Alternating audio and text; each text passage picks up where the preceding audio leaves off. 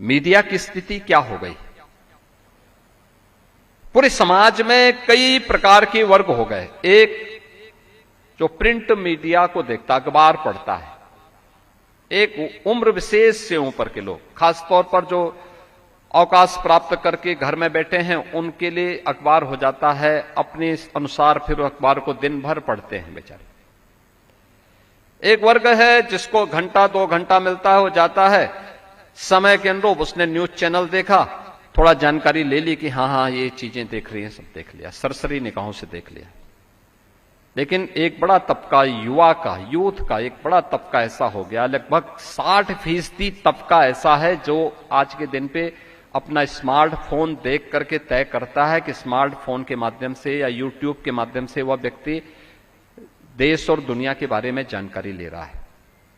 अब आप सोचो, उस स्मार्टफोन पे जो मटेरियल है न्यूज के रूप में, व्यूज के रूप में, जिन लोगों ने ज्यादा कंटेंट डाले होंगे, जिन लोगों ने ज्यादा मटेरियल डाल दिए होंगे, वो छात्र उसी को सच मान लेगा। ये जरूरी नहीं कि वो सच हो, ये जरूरी नहीं कि वो सच हो। हम सत्य के नजदीक किसको पाते थे? पहले मीडिया को, यानी न्यूज़पेपर की खबर होती थी, हम मानते थे बहुत सच होगी, हम विश्वास कर लेते थे। न्यूज़पेपर ने बड़ी भूमिका का निर्वहन किया है देश की आजादी के आंदोलन के दौरान, जन चेतना को जागरूक करने में, स्वाधीनता आंदोलन को आगे बढ़ाने में एक बड़ी भूमिका का निर्वहन हुआ था।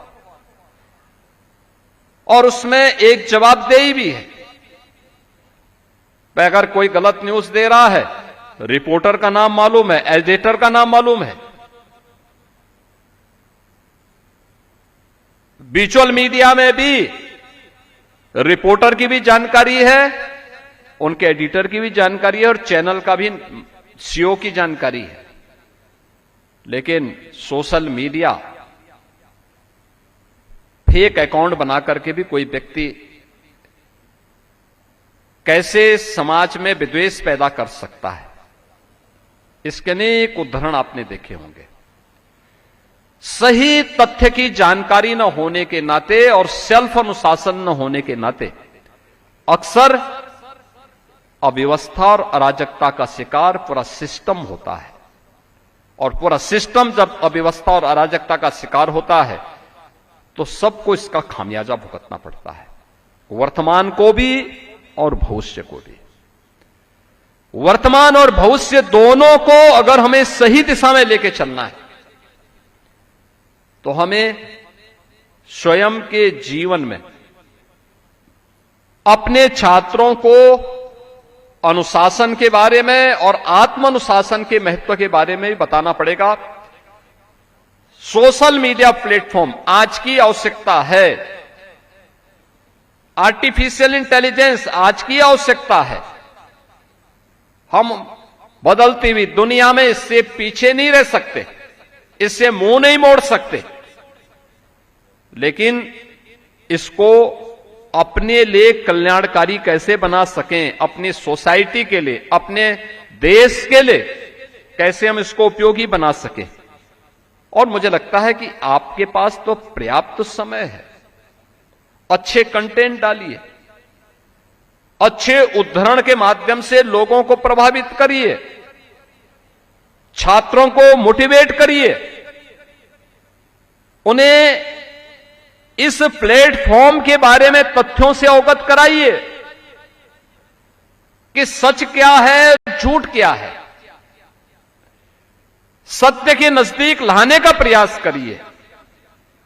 जो अनाम हैं, गुमनाम लोग हैं, गुमनाम प्लेटफॉर्म हैं, फेक अकाउंट हैं, उनके बारे में बताएं उनको कि भाई ये गुमराह करने वाले तथ्यों से हमें दूरी बनानी होगी।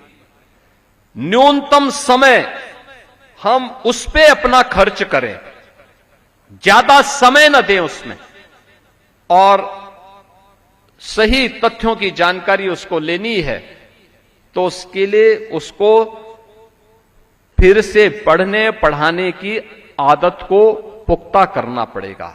लाइब्रेरी में जाने का आदत डालनी पड़ेगी, पाठ्यक्रम के अलावा रेफरेंस बुक्स को भी देखें, कुछ रोचक धर्म ग्रंथों की तरफ भी वह उन्मुख हों, देखें उसको भी। उसके बहुत सारे उद्धरण उसके लिए उपयोगी हो सकते हैं। अगर हम बताएंगे, देश का बड़ा कल्याण होगा, देश सही दिशा में आगे बढ़ेगा। देश आपका गुणगान करेगा। वैक्यूम है।